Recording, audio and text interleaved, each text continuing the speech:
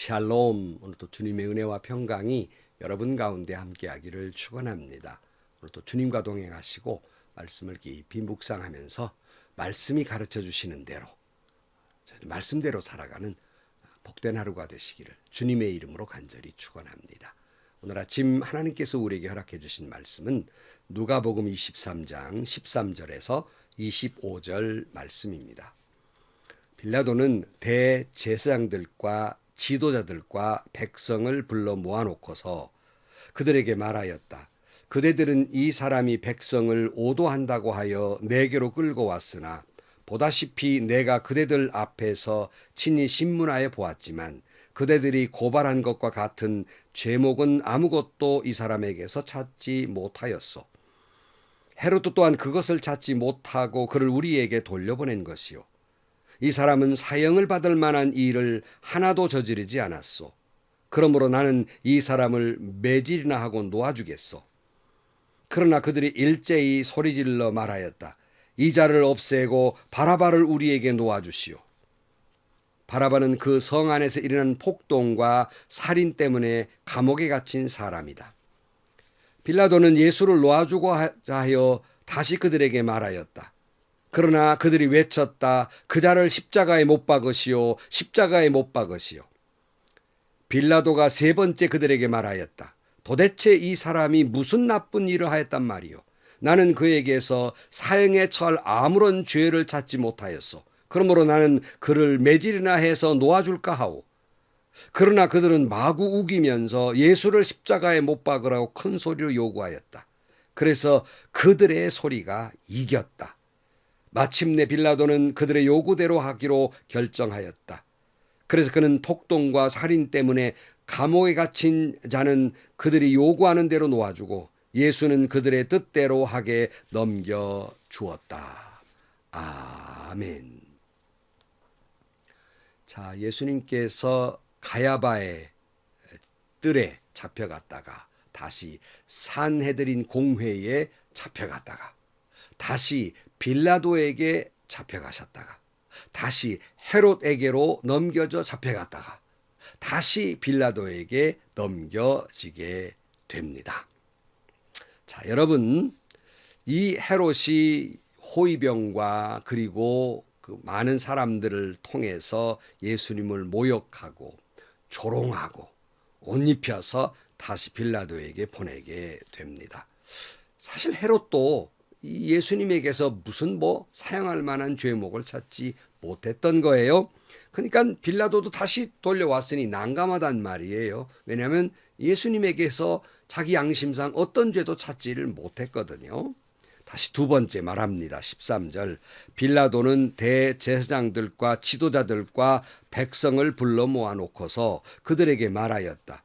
그대들은 이 사람이 백성을 오도한다고 하여 내게로 끌고 왔으나 보다시피 내가 그대들 앞에서 친히 신문하여 보았지만 그대들이 고발한 것과 같은 죄목은 아무것도 이 사람에게서 찾지 못하였소. 헤롯도 또한 그것을 찾지 못하고 그를 우리에게 돌려보낸 것이요. 이 사람은 사형을 받을 만한 일을 하나도 저지르지 않았소. 그러므로 나는 이 사람을 매질이나 하고 놓아주겠소. 그랬어요.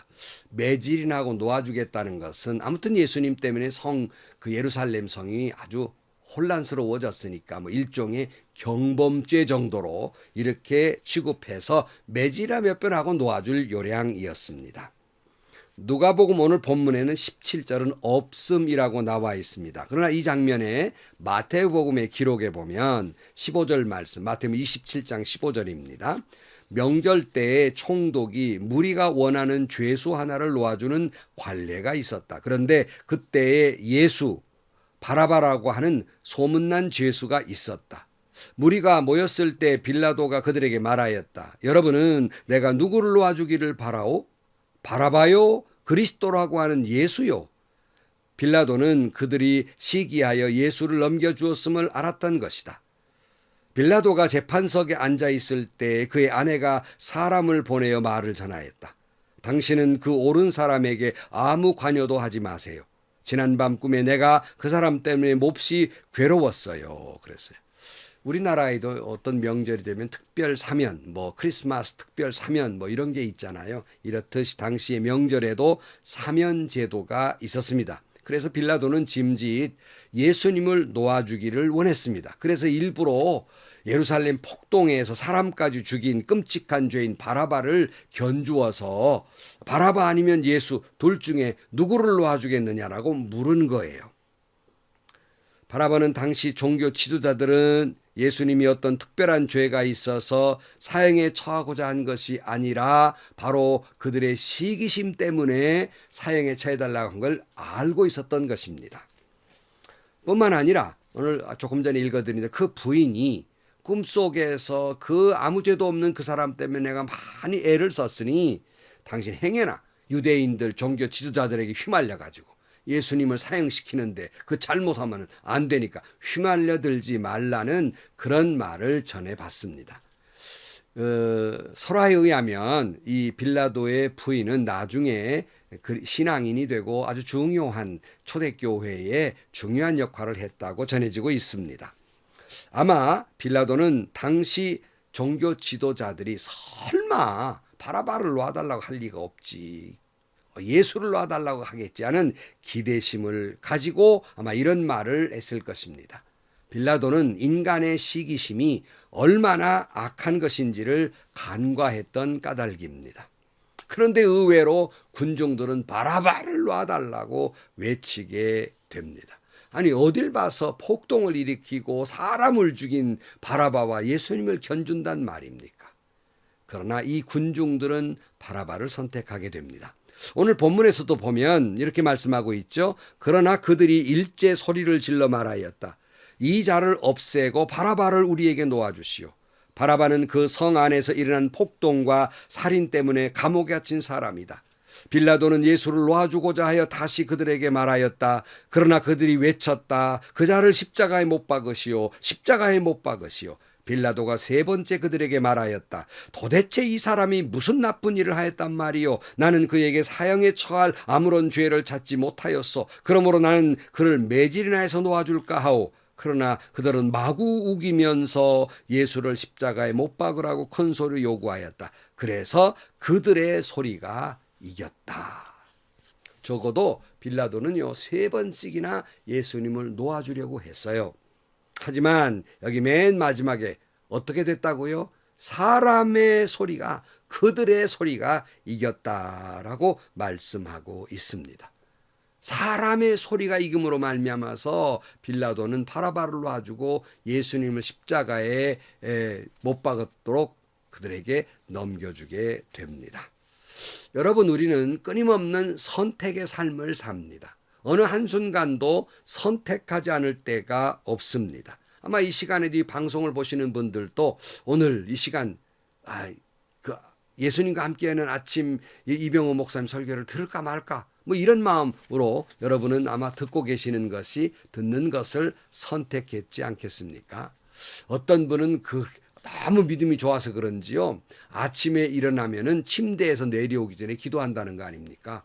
뭐라고 기도한지 압니까? 하나님, 내가 이 침대에서 내려오는데 오른쪽 발을 먼저 내디딜까요? 왼쪽 발을 먼저 내디딜까요? 응답 받아야 침대에서 내온답니다.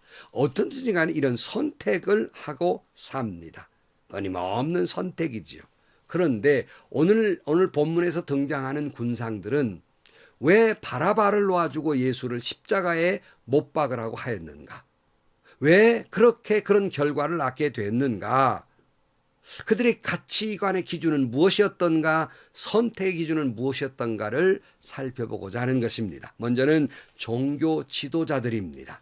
왜 이들은 끔찍하게 살인자 바라바는 놓아주고 예수를 죽이려고 했던 것입니까?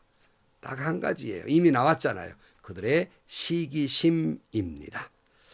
어제 아침에도 살펴보았습니다마는 그들이 주장하는 건요, 하나님을 모독했고, 무슨 백성을 선동했고, 잘못된 것을 가르쳤고, 이렇게 모든 죄목을 늘어놓고는 있어요. 하지만 그들의 속에는 시기심 때문이었습니다.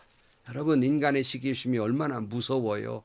가인과 아벨, 최초의 동족 전쟁이며 최초의 살인이 왜 일어났어요? 가인이 아벨을 시기했기 때문이며, 사울 왕이 초대 왕이었음에 불구하고 사울 왕이 폐위되고 왜 다윗이 임금으로 올라요? 사울의 시기심 때문이었습니다. 여러분, 오늘날 교회 안에서도 이 시기심 때문에 잘못 선택하는 비신앙적인 선택을 하는 경우를 너무나도 흔하게 볼 수 있어요.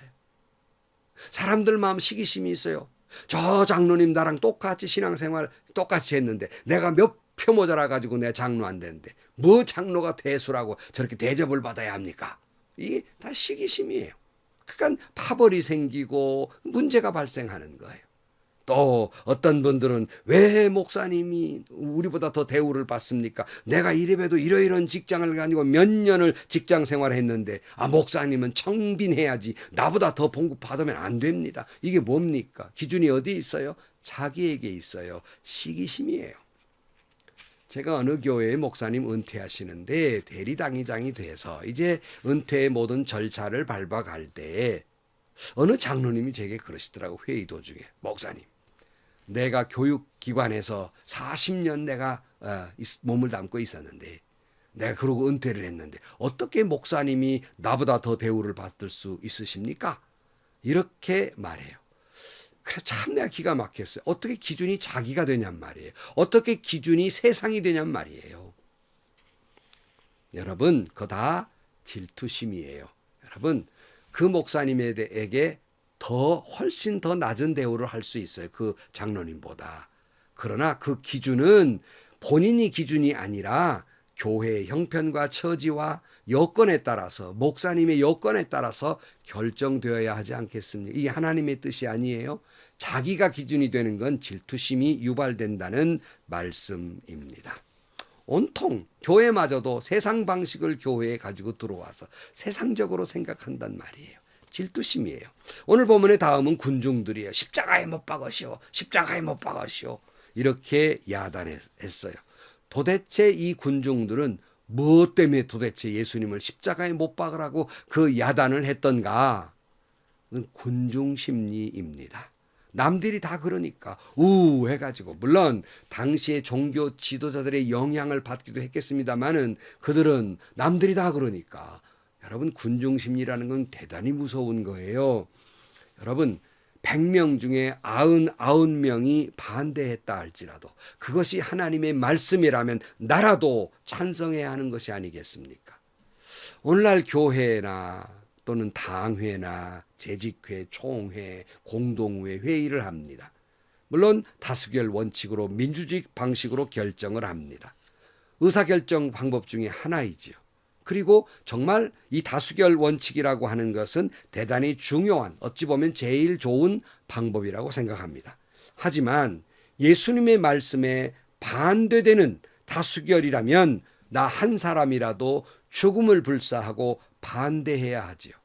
예컨대 교회에서 99명이 절간에 가자고 한다고 해서 다수결 원칙에서 절간에 갈 수 있습니까? 나 한 명이라도 목숨을 걸고 그걸 막아야 하지 않겠습니까?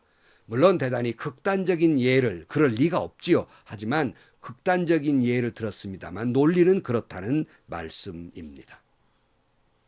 그런데 제 경험상 총회나 노회나 교회의 결정 가운데에서 극단적인 것은 아니지만 분명히 하나님의 말씀에 사랑과 용서의 기준에 반대되는 다수결로 결정을 해버리고 맙니다. 그리고는 투표의 결과이고 우리도 투표하기 전에 기도한 결과이기 때문에 이것은 하나님의 뜻입니다 라고 해요.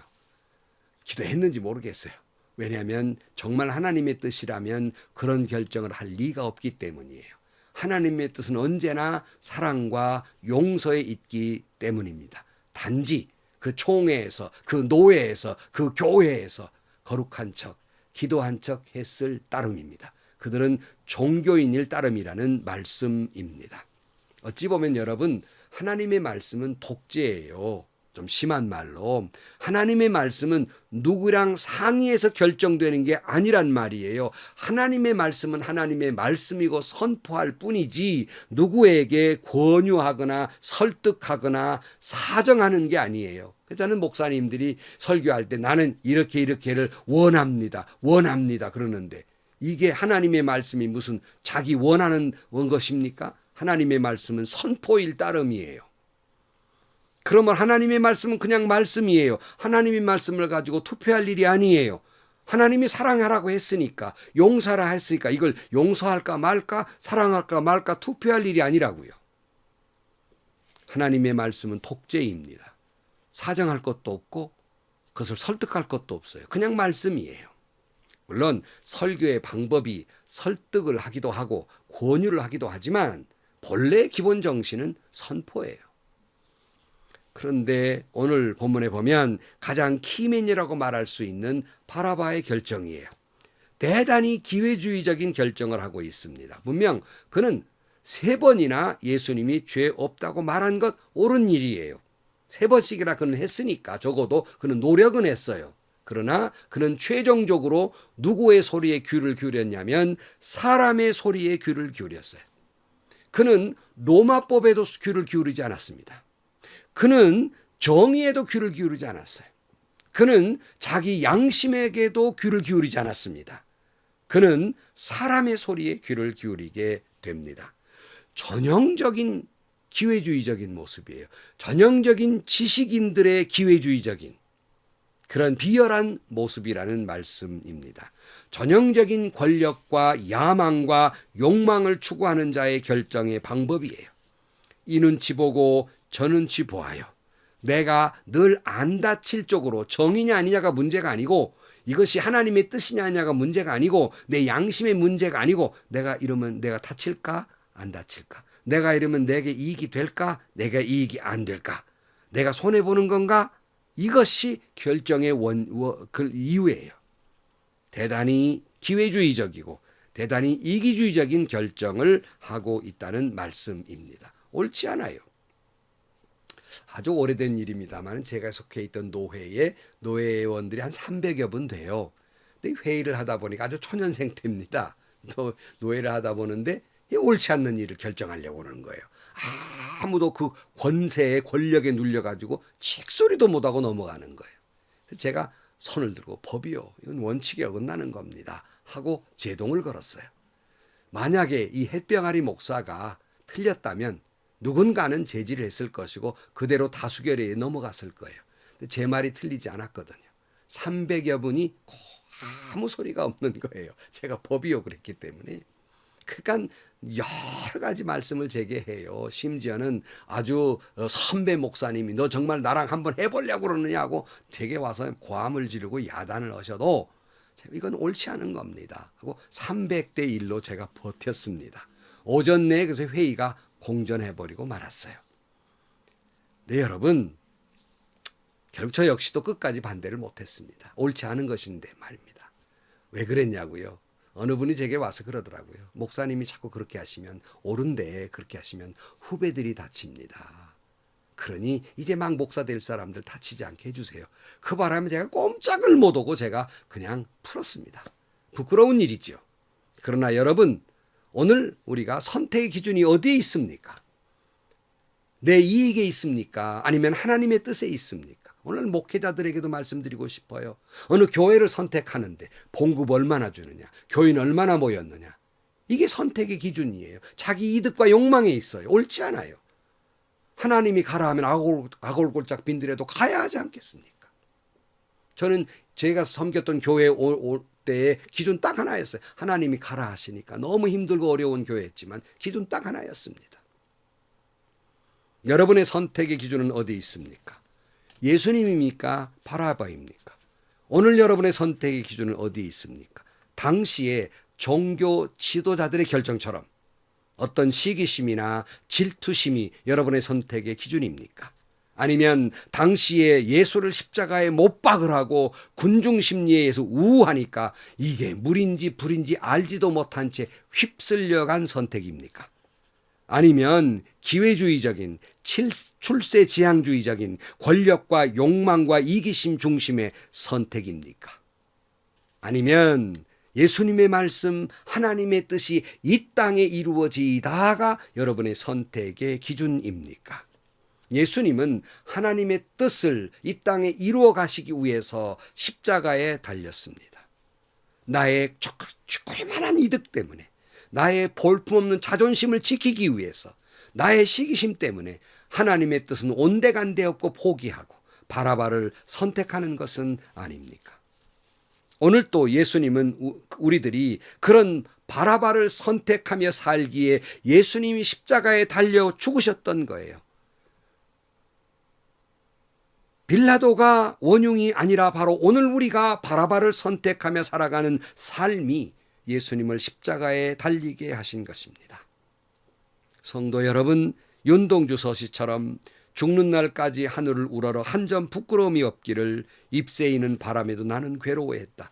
별을 노래하는 마음으로 모든 죽어가는 것을 사랑해야지. 그리고 나한테 주어진 길을 걸어가야 하겠다.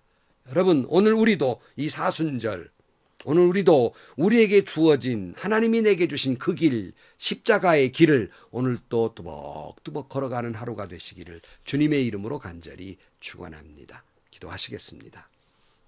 하나님 아버지, 매 순간순간을 선택하며 살지만 언제나 예수님을 선택하며 살아야 하는데 언제나 바라바를 선택하며 삽니다. 우리의 부끄러움을 용서해 주시고 우리 안에 계셔서 언제나 오직 예수만을 선택하며 살아가는 저희들이 되게 하여 주옵소서. 우리의 모든 선택의 기준이 예수님의 말씀이며 예수님의 삶의 모범을 보여주신 대로이며 하나님의 뜻을 이 땅에 이루는 데만 그 기준과 선택이 되게 하여 주옵소서. 예수님의 이름으로 기도하옵나이다. 아멘. 여러분, 오늘도 여러분 여러 가지를 선택하셔야 될 게요.